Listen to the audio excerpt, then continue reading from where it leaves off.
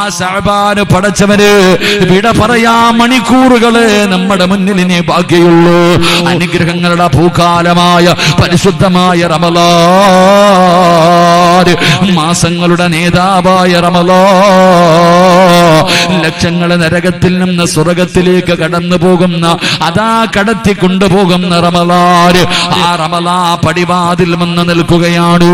എന്റെ പ്രിയമുള്ളവരെ, റജബ് നമ്മളെല്ലാവരും മറന്നു, ശഅബാനും നമ്മൾ മറന്നു കഴിഞ്ഞു. എന്റെ പ്രിയമുള്ളവരെ, എല്ലാവരും ശഅബാൻ, പ്രവാചകൻ അവിടെന്ന് പറഞ്ഞു, ശഅബാന് ജനങ്ങൾ മറന്നു പോകുന്ന മാസമാണ്, ജനങ്ങൾ മറന്നു പോകുന്ന മാസമാണ്. ഈ സദസ്സിലിരിക്കുന്നവരോട് ചോദിക്കട്ടെ, നിങ്ങൾ ആരാ ഒരുങ്ങിയിട്ടുള്ളത്?